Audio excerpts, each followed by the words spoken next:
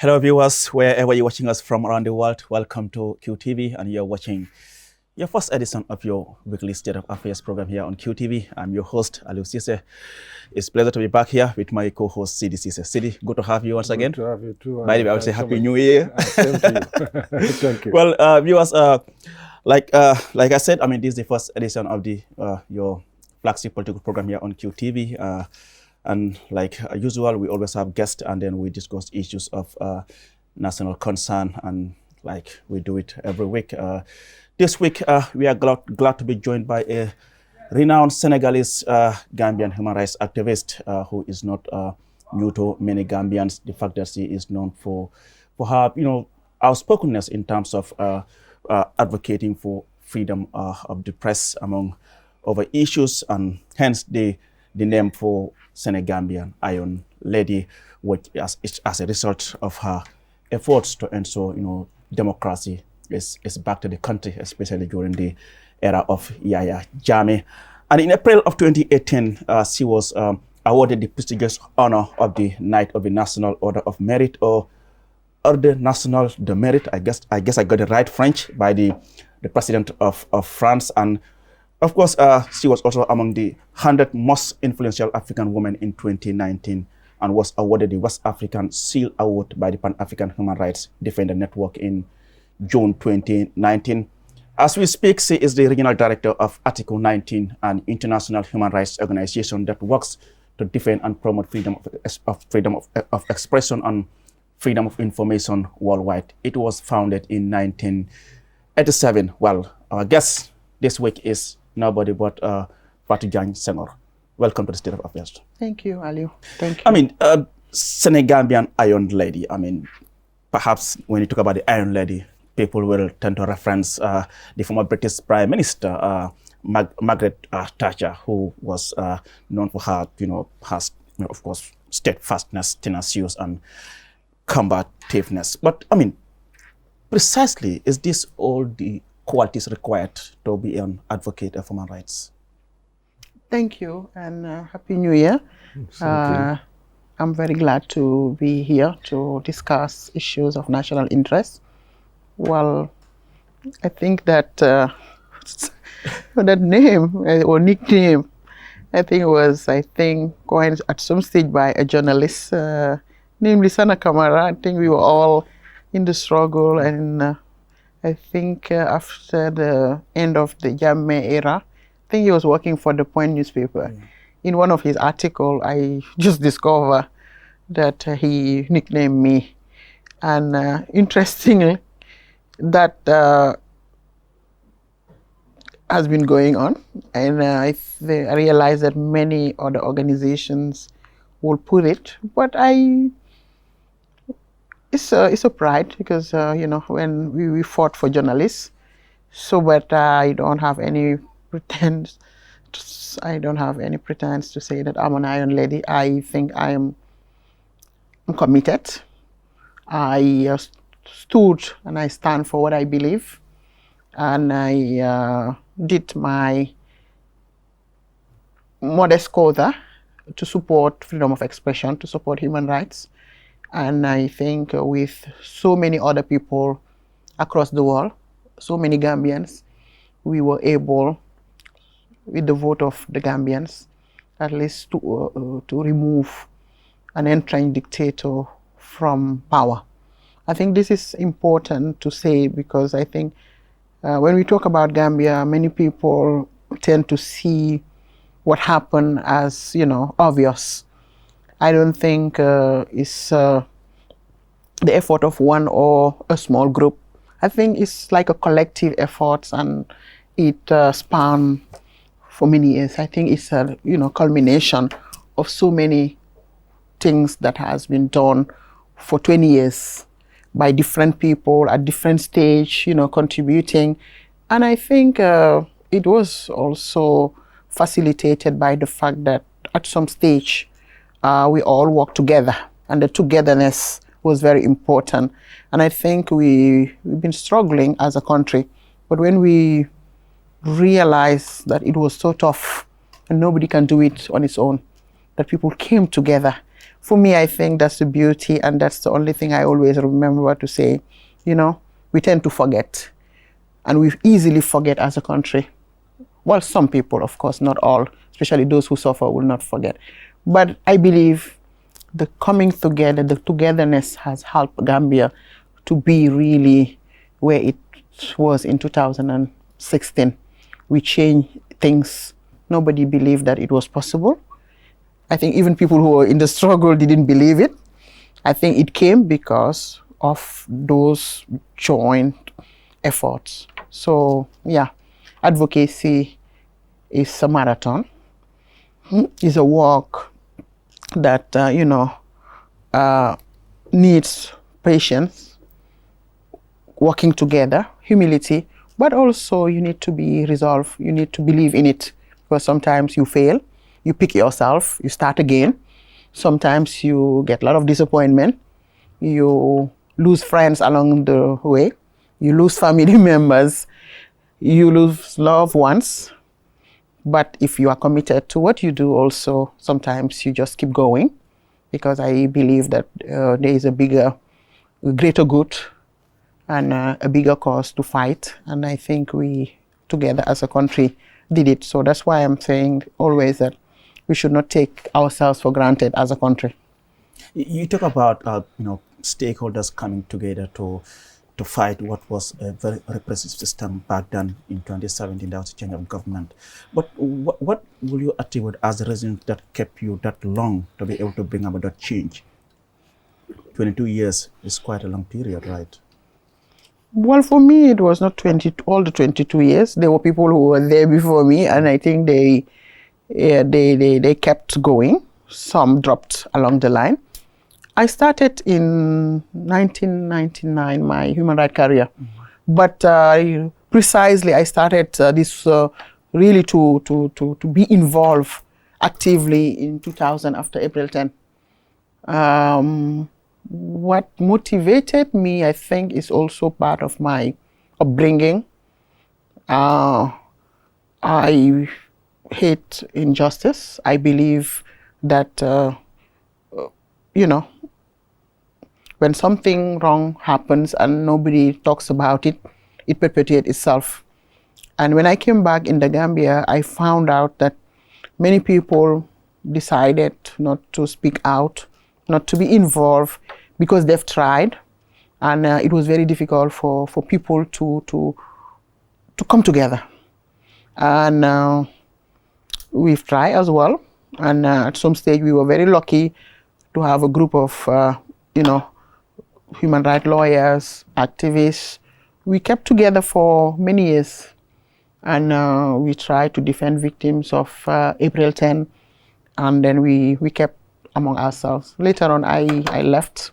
I went to South Africa to work for Article 19, and I think I was also inspired by the history of that country, what I've seen, how people fought throughout apartheid. But what interested me a lot, and what I saw a lot, was also that there were so many people who kept together. They kept, together, and they remained family, friends, even after the end of the apartheid, because there were a lot of unfinished business. And when I hear some of the stories, I could relate it to, a different, what was happening in the Gambia, to a lesser, maybe problematic. But I just believe that if people were able to fight all these years, different generations, to defeat like a structured, a well, organized system supported internationally at some stage, like apartheid, I think we can all try. And, living in South Africa, listening to Mandela, listening to, all those people who did the struggle, I think gave me also some kind of inspiration, and I think that added a little bit to on me, and I think that kept me also more motivated, and I continue. And along the line also, I've worked in many other places across the continent, and with networks of human rights defenders.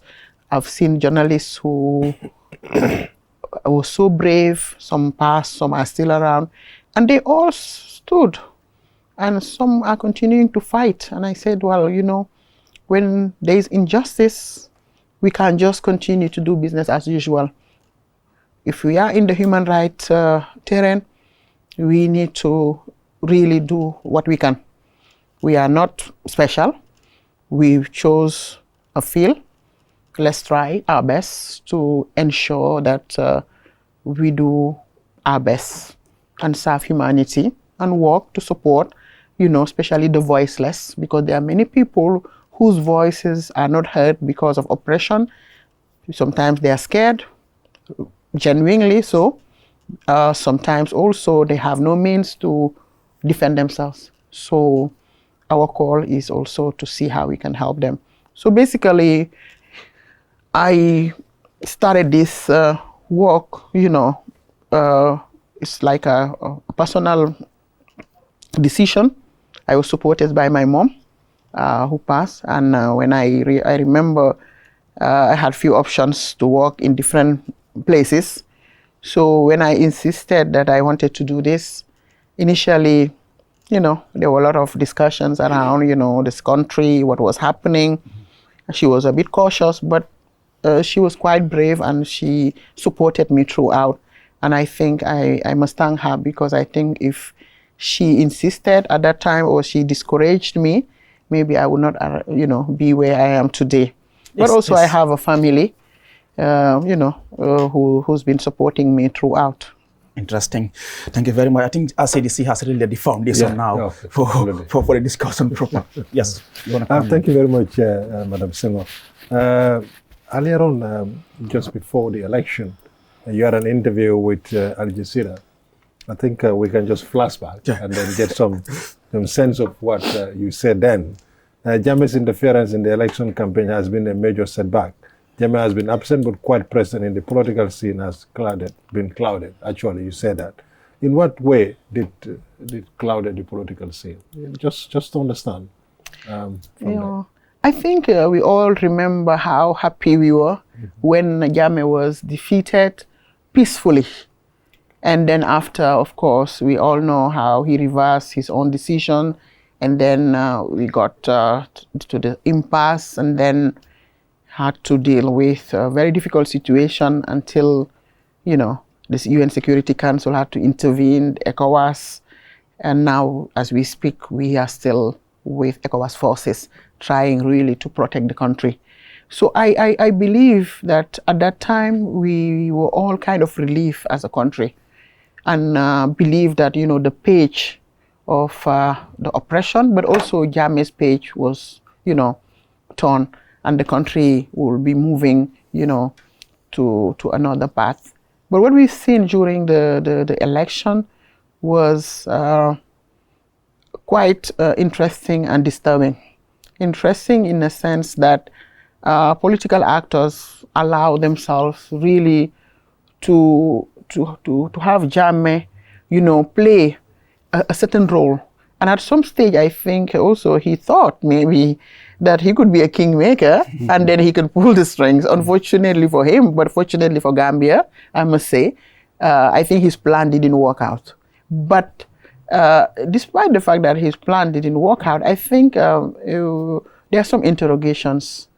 I think the way Jammeh was defeated and the chaos that he created, I believe that we need to have a serious discussion about, you know, how to definitely and decisively turn the page of Jammeh in this country. Because I do believe, well, I'm sure we will talk about it, the TRRC already showed us the way. And then I think we need to quickly turn the page so that this country can really enjoy full stability. We can get back to, you know, a peaceful Gambia. We are in a relative, you know, because we still have, you know, forces that are here to really, deterrent forces, I'll call them. These are deterrent forces, we all know. They're not actively intervening. They're not. But the fact that you have economic forces, I think, send a signal that we are not safe yet.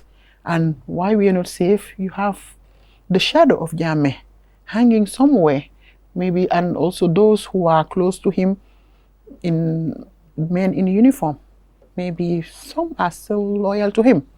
I think we should also talk about some of those challenges, and I think that's why I say that he was absent, but he was kind of present, and I think Gambians were shocked when he would intervene, through different social media kind of platform to some of the rallies. I think that was quite odd, and that was quite disturbing for many people.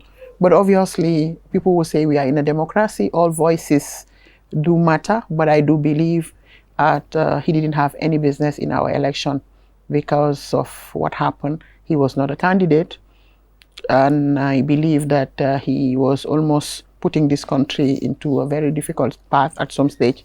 And I think for the sake of the peace and security of this country, I think he should refrain from intervening into the Gambian politics. If you looked at the election results just concluded, you can see at the earlier phase, we see an APRC alliance with the NPP. I mean, Jammeh coming and doing away with that, and then going to GDC. But we see after the election, it seems Jammeh is not relevant anymore in the Gambia. Because if that was not the case, GDC would have taken the votes, but they came third. Sure. So, are you in agreement to say that Jammeh is not important in terms of when it comes to the politics here right now? Yeah, I think, the division of his party also, I think, had created the kind of, I think, weakened a little bit, also quite a bit, his stance. But I just want to come back to what I said earlier. I think the fact that, he was part of the equation itself, either, he has weight, I think it's irrelevant. The fact that, he would be part of the equation for, I think that was a problem. Bargaining. Yeah. I think it was bargaining. At the end of the day, I realized, I guess it didn't work out well. Maybe it's good for the president, because I believe if he was allying today with Jammeh, and it would be very difficult for him to implement the TRRC report. But now that Jammeh decided not to ally himself with him, should give him some possibilities to continue and move where he is expected to do things. But I just believe that that alliance itself was problematic, and I think we've raised it. Many Gambians were very disappointed. Then, of course, he withdrew from the main alliance with the NPP to support GDC, and I think the party, we all know what happened. The reading that I think it's very difficult now to know what his political weight is, because, of course, you have a lot of political tactation that happened around that time, and the party, split into two. So will you say that was a blessing in disguise for President Barrow and the NPP then, having Jammeh pulling out from that marriage? Yes, I think people were quite unhappy in September. I think I remember the whole country was in commotion when after the press conference, and there were a lot of uncertainties. Victims were crying all over. Everybody really was disappointed. Of course, people saw that coming, in a sense that I think for so many years, people have been complaining about the fact that the transition or the change has been hijacked somehow. And, those who fought for change didn't see, exactly, justice. And I think they were told, just be patient. The TRRC will have to finish its work. Then, the full there would be justice. But I do believe that there was all of I do believe that at some stage the fact that there were a lot of recycling of people whose hands were not that much clean and who were kind of already seen as who have been alleged to have committed some crimes or were in senior positions when those crimes were committed. I think the fact that those who remain in senior position, I think that also created some kind of rift and some kind of malaise in the society, especially within the human rights community and the victims. So if we are to talk bluntly, to talk openly and really sincerely, I think has been some of the faux pas of the regime. And then what happened then after the announcement that there will be this coming together, people were kind of disappointed. Obviously, the argument that came out, but it's another political party. These are Gambians. Like, if you want to reconcile, but the timing also was problematic. Are you concerned that until this day we have not seen the MOU that has been signed by the APRC, headed by Fabakary Tombong Jatta and the NPP? Exactly. That was also another point, because if you are doing an alliance for the sake of national reconciliation and unity, I think the terms should be in the open so that people will know exactly what, because we heard the APRC mentioning things that were kind of shocking. Among others, I think there were some even suggestions that probably the TRRC recommendations will not be implemented. And I think we didn't hear from the government then. So I think that was also another problem that we saw. So because you are mentioning this interview, and I want to give it a context, and this is why people were quite concerned that, and I think as of today, for the sake of our archive, for the sake of transparency and accountability, because a country is also its institutions. I think all those information should come out of the public in the public to say, okay, this is what we've discussed with them. We didn't propose amnesty. We didn't propose not to implement the TRRC report, but these are the things, these were the terms, and this is why Jammeh. And I think that would have been helpful for us, for the whole country, to know exactly what was discussed, what was agreed among the parties, and why Jammeh refused. But I guess with time, people will know. And I think that was something that I think was quite problematic. So that's why I said in some of those interviews that these elections, they were quite problematic intervention from outside, especially Jammeh's position vis-a-vis of initially NPP and then later on vis-a-vis of GDC. But I think all those things are history now. The good news is that the TRRC report is out. Mm-hmm. The president, before the election, mentioned that he was the architect of the TRRC. And he will implement. So the report is fully out. The recommendations are out. And I think everybody is now waiting to see what the next move of the executive will be. Good. Mm-hmm. Like you said, the full report is published to the public. You must have gone through the whole report. What do you make of it? I think it's an important document for this country, and the TRRC process itself was kind of breathtaking.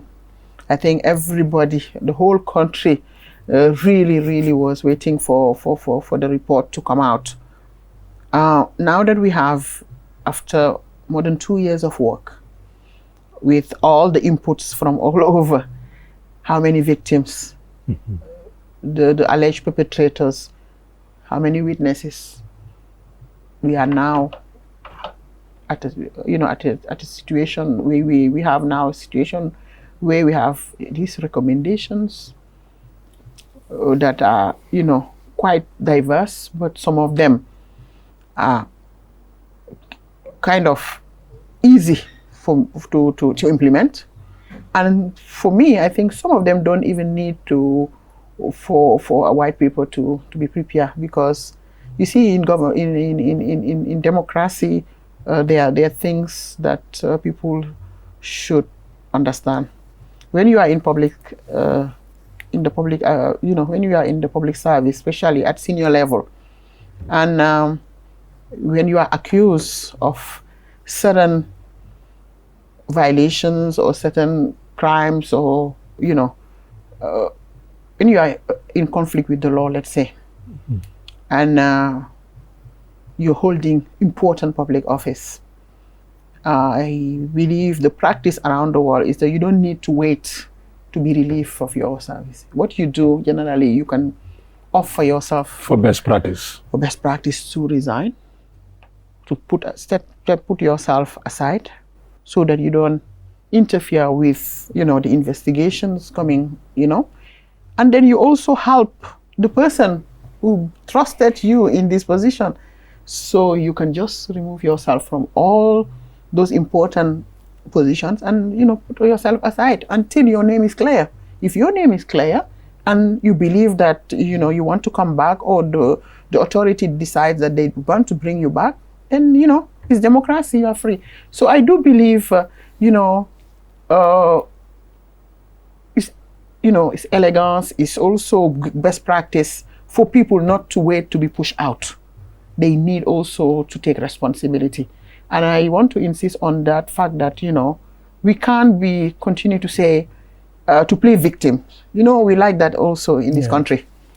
We cannot have our cake and eat it. We cannot be continuing to play victims. We need to own up. If something has happened under my watch as a head of an institution, even if I have not condoned it directly or I have not given the instruction, the fact that some failure happened within the institution that I was heading at that time, I think it calls on my responsibilities. So no matter how important the position I hold today is, I also have to look at the citizens. I have to look at the interests of the institution that I'm heading, to say, what, you don't want to be, a subject, of controversy, because that will also weaken the institution. So for me, I think there are few things that could happen easily if people own up, and if people take their responsibility, and if people also show love for their country, and also some kind of respect for victims. Because I believe that also we tend to forget that people tend to hold so much to their positions and forget that, there are people who lost their fathers, who lost their mothers. Women were raped. You see, women were abused sexually. Men in uniform, abused sexually. Women they were supposed to protect. And multiple rape in places, where they were supposed to be protected. So I think these are things also that cannot just, be left like that. Under the carpet. So I do believe that, this is something that we need to reflect as a country, to own up, to stop the blame game, and to try, and everybody tries to victimize. Whenever, a report is out, people victimize themselves, when in actual fact they didn't act properly. As head of institutions, as public officials, many people didn't act properly during the Jammeh regime. They should do some introspection, accept that something has happened under their watch, or by fact that they didn't act properly, or because they were the fact that they were even scared. It's okay. It's okay to be afraid, but you cannot also, after that, try also and benefit from a system that is trying to correct the past, when you were part of, that past that was so wrong. So you have also to help the system yourself. Because if you want to build the country, all of us will work together. Those who committed crime, those who didn't act when they were supposed to act, and those who just kept themselves preserved, because many people also preserve themselves and their interests, because it was very difficult. We all know it was difficult, but they need to show some remorse. They need also to show that they want the system to change for everybody. But if you see what is happening today is that those who committed crimes will try and always play foul, or they will always try to be to victimize themselves, as try to find some fault within these commissions that were set up just to continue to shelve themselves. When in actual fact, there are people who were tortured. Some people died, over the past 5 years. We've documented many people who were tortured, couldn't survive because they didn't have enough medical support.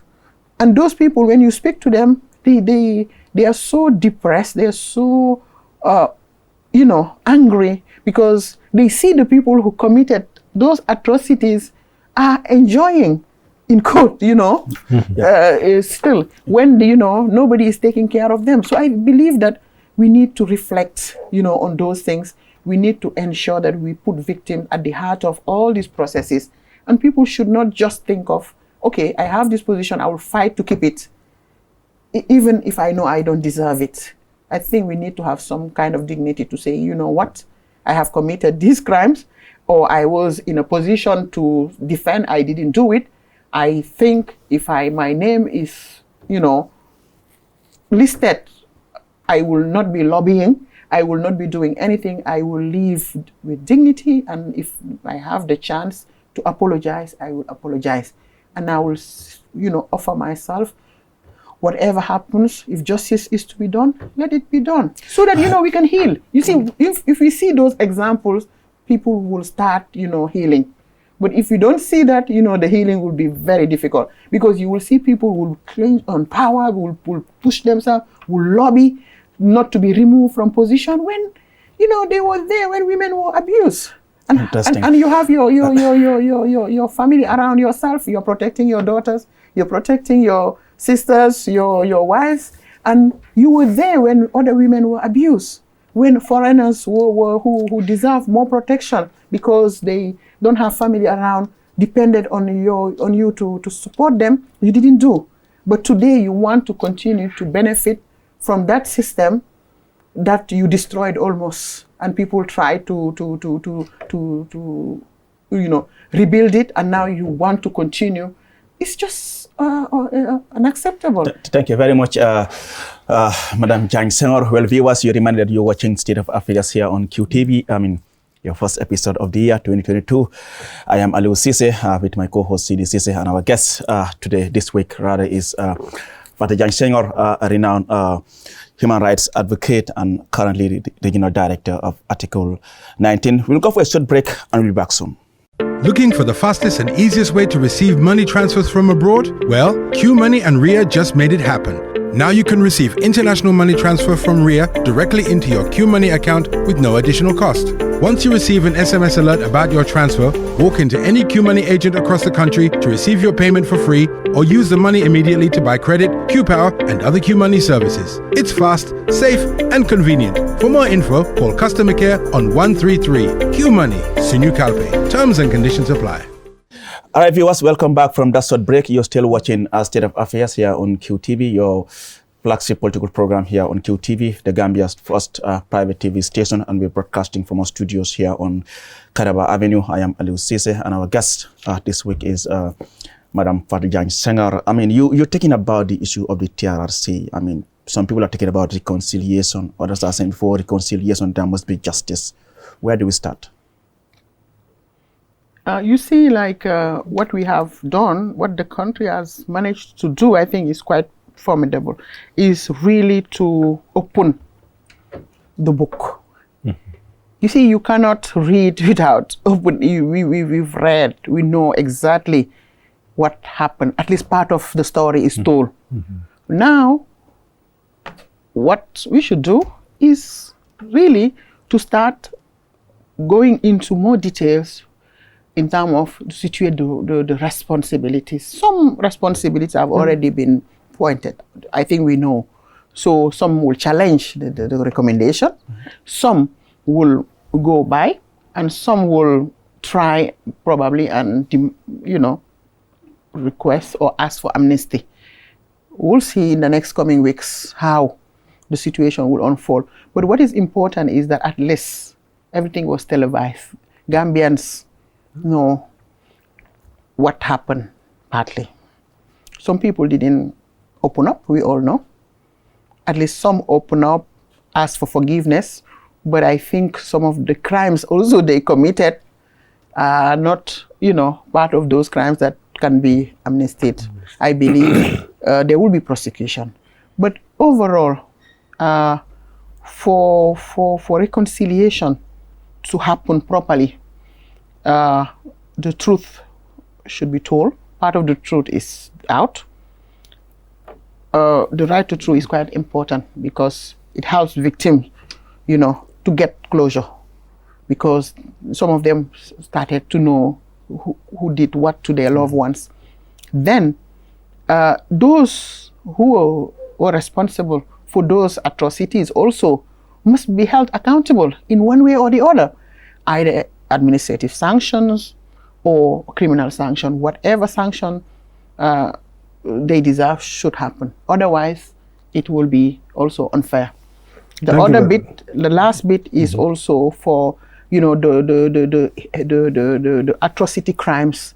Those ones will have to be prosecuted. Now the situation in the country, we know security-wise and also issues around capacity. How do we prosecute somebody like Jammeh and some of the other, big shots? I think these are also the questions that will need to be, reflected a little bit on. And I think people are reflecting on how to go about it. But obviously, these are the things. And reparation. And when we talk about reparation, sometimes people think of just monetary. I think there are people who need just health care. There are people who need, apologies. But also, collectively as a country also, we need some symbols to know that 22 years of Jammeh, this is what was happening. And if you go to this place, it will show you some symbols like monuments or, certain things to show that definitely our children, our great-grand, all the people that are coming in the generations, future generation will remember that what was happening during Jammeh is wrong and should not be done. And I think this is why also it's very important for us today to acknowledge. People have to acknowledge what happened. And that is a big fight because there are people who are in denial. And if we allow the narrative to be changed, I think we are in big trouble in this country. Okay, in big trouble quickly. We are aware that you've worked with government, you work with NGOs, the media, freedom of expression policies and reform. What pitfalls should we look out for as we move forward now? We've seen what Jammeh did, 22 years. We have seen the transition. Some may say it's not transition. But where do we go now? What are some of the pitfalls that we need to watch out for so that history do not repeat itself? Well, I think the TRRC, at least we've seen it during the TRRC process, that institutions were weak. And I do believe that we need to strengthen our institutions. And one way of doing it is to ensure that there are checks and balances. In a good democracy, we need, I know that everybody wants to win and take all. And the system of winning, taking all, when I say winning, taking all, meaning that you win as a government, of course, you need sometimes, and in most cases, you need a comfortable majority to implement your policy. This is legitimate, because otherwise also you may find a lot of hurdles, moving forward. If you have ambition and you want to enact laws, you want to push for certain reforms, then you can be blocked. So I believe that, having a comfortable majority in the National Assembly helps if you have clear plans. But the system of winning, taking all, is not elegant. It's also creating a lot of frustration in most African countries. I believe that we need to find a nice balance of ensuring that, you have a decent opposition that can, play its, fundamental role in the National Assembly, in all the elective bodies, such as probably maybe in the future for the local government. But importantly, also looking at the other sectors, there are institutions that, especially the oversight bodies, they need to be strong. The judiciary is trying, it needs to be strengthened, but also you have different regulatory bodies. And in our sector, maybe I should touch on that in the media. And like we started some reforms, but we were not able, the government didn't pursue. Today in the media sector, I think there's a big vacuum. In most countries across the world, you need to have, especially in transition countries, you need to have regulatory bodies that are independent from government and from the stakeholders. Otherwise, either you have a dictate of government, or you can have a dictate of the sector, where the sector people can do whatever they want in the sector, and it's not regulated. And that is not good for the consumers. So we need also oversight bodies that are strong, from the Independent Electoral Commission, a media regulator, especially in the broadcast sector, because normally for the print media, more and more people tend to look into self-regulation. But for the broadcast sector, because of its importance, now we are talking about digital, it's no longer spectrum, but still, it's resource, the government resources that, when people are allocated license to operate, so they need also to have some social responsibilities, and there are rules that should apply to them in term, if it is a private sector, in terms of fairness, if it is a public sector, in terms of equity and equality. And all those things must be really managed by an independent regulator. On the other hand, for example, recently we've seen through the effort of civil society and with government positive response and access to information legislation. But access to information legislations are meaningless if you don't have strong oversight body that will encourage government entities and even certain private entities that are performing certain public functions also to be open and transparent. And I think all those institutions also must also be set up with, strong independence. Otherwise, also, it's going to be very difficult. So you see, we are strengthening our democracy. And democracy is not only election, it's also institutions. So we need to set up, whilst we're going, like good institutions that will help sustain the democratic, gains that we've achieved over the past few years. The last point also is about equality and inclusivity. Today, we've seen it. We need to have a society that, institutions, when you go to an institution, all the institutions should reflect the diversity in the country. And across, when we say diversity, is diversity, from religious, ethnic, but importantly also gender. Everybody knows, for example, that women constituted the majority in the electoral list this year. And in most cases, women are the one who elect the leaders. But for some reason, women are not represented in public institutions enough compared to many other countries. The minimum across the continent is 30%. The minimum, that's the minimum. There are countries who are going further, like Rwanda, South Africa. Even Senegal has more than 40% of women in parliament. In this country, I think we have 6 parliamentarians out of 58. 3 of them are elected, 3 appointed by the president. So that's quite little. In cabinet, I think we have about 3 women out of about 17. I think there are about 17 ministers. So that is also really. And you go to the public institutions. I can't see any public institution in this country headed by a woman. This is a problem. Also, you have maybe 1 or 2 boards that are the board chairs that are women, but they are very little. So I'm glad that I'm on Key TV, but I will promote some GRTS. I know. I mean, it's just but GRTS. I think GRA and in other institutions. But apart from that, women are not. Whenever they set up an institution, they will always ensure that there will be a woman deputy somewhere. Yeah. But never. So this is also something that, and with the gender platform and some other women's group are working hard to ensure that at least we start with this, parliament coming and also this cabinet coming, at least for 30%. Then later on, I think people should increase to 40 to 50-50, because at the AU and ECOWAS, the rule is 50-50. I mean, you made mention something that's very important: equal representation. I mean, we've seen in Senegal, where you're based. I mean, you've been very instrumental in terms of having that parity law in 2010. How can we adopt a similar law here in the Gambia?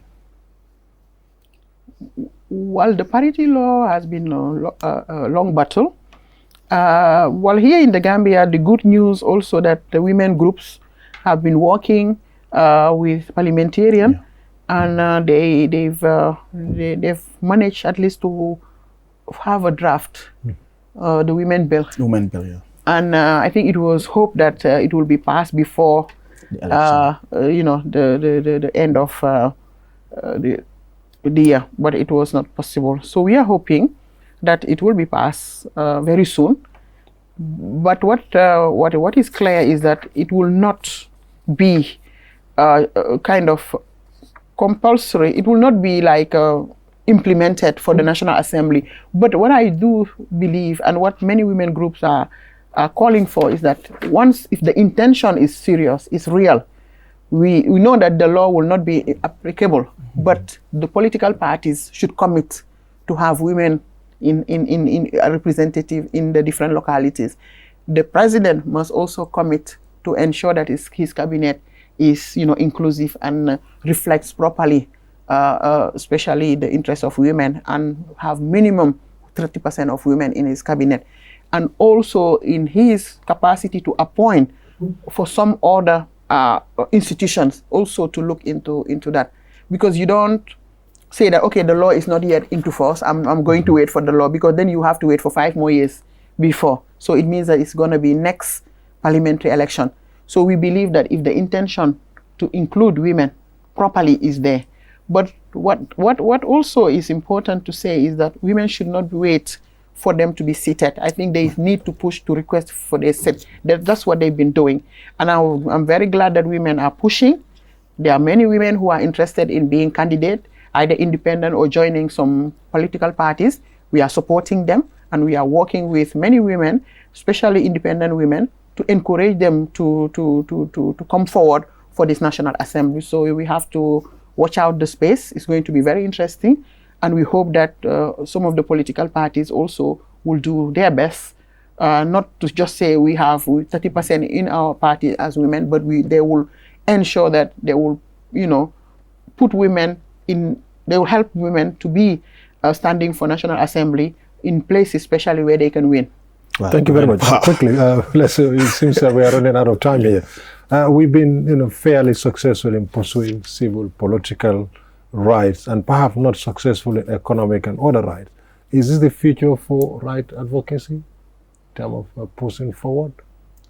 Yeah, for the economic right for women. I mean, we've seen women do struggle a lot.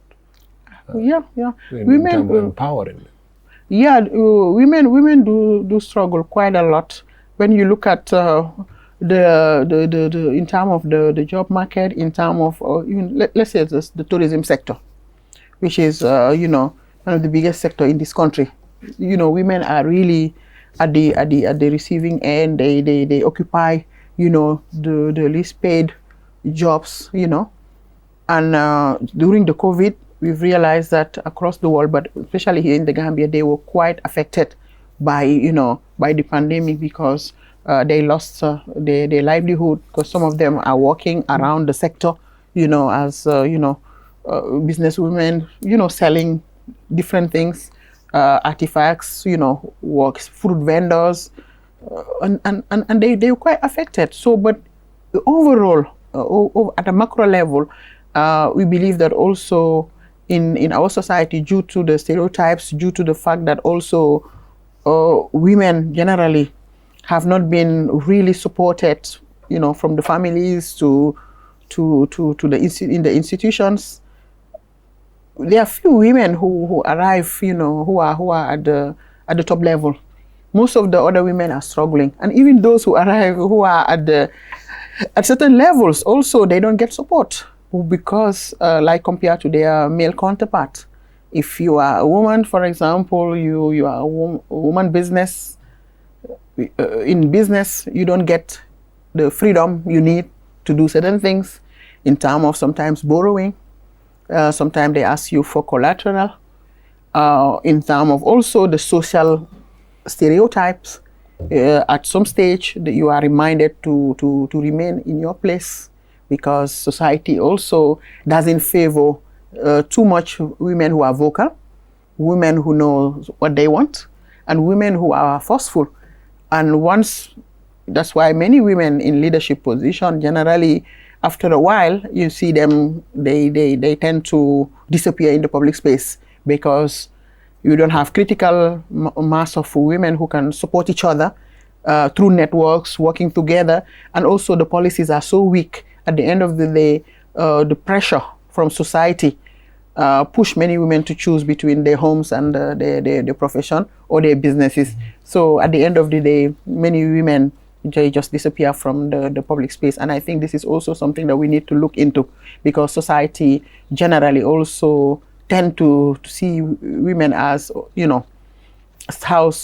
managing household first. That's your first task before you are professional. So they always see, that role for women. But in terms of socioeconomic rights, I do believe that in our countries, especially here in the Gambia, we need to look at that also, especially for women, because you cannot benefit from political rights and enjoy it to the fullest if you are not economically strong.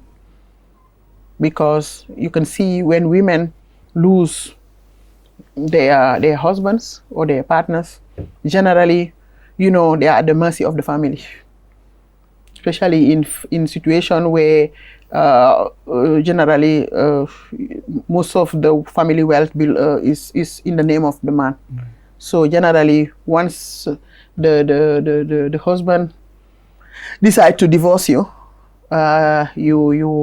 you become vulnerable, and the laws are not very protective for women compared to in the Western world, where you have more equality. When women also are widows, we see what happens generally. They in many places, especially if you don't have kids, you end up being chased out of the family house. So I think there are so many odds in the society that we need to look into if we want also women to be where they should be, and also to play their rightful role in society.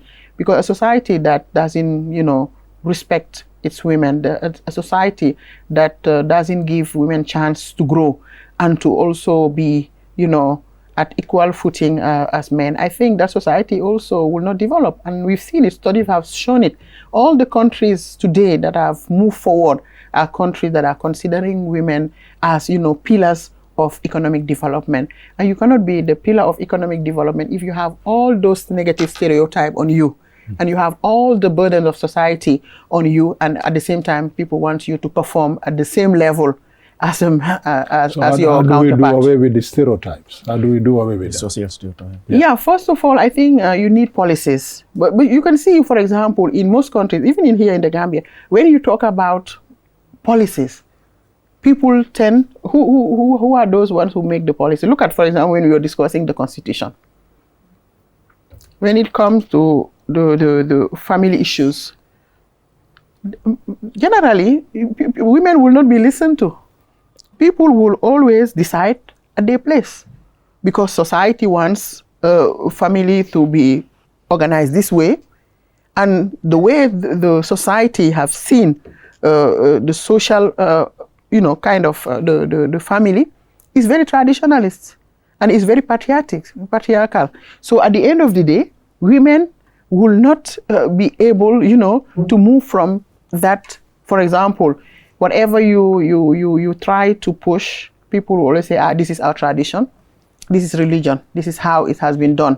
But sometimes it's interpretation of our tradition and our religion, especially the Muslim, because sometimes we believe that there are different ways of looking at equality, which sometimes you see the gatekeepers will not want women to move from the traditional way of being portrayed. So what they do is just to keep the laws in a way that will not favor, and I think sometimes it contradicts other policies, because, for example, we have equality, we have the Maputo Protocol, we have all other regional instruments, and they're protective of women. But when it comes to now implementing them, that's when you will come to realize that society is blocking, and in most cases, it's the men. They just don't want also. So we need to educate them, continue to partner, to discuss, continue to make them understand also that, you cannot want society to progress. You cannot want women to take certain position, certain roles in society, if you want to keep them in their traditional role, which will not help them to progress. So I think it's a contradiction. You cannot be working like 7 to 6 and be expected to come and start cooking. Interesting there. For example. Thank you so much. These are the things also that... What a better way to end this episode. Like I said, the first episode of the State of Affairs 2022. Our guest this week was Father Jammeh Senghor, a renowned Gambian Senegalese human rights advocate and currently the regional director of Article 19. Thank you so much for coming on the State of Affairs program. Well, viewers, I'm afraid with that we come to the end of this program. Our State of Affairs is aired every Tuesday at 9 p.m. and repeated on Sunday at 10 a.m. Thank you so much for watching. Until then, bye-bye.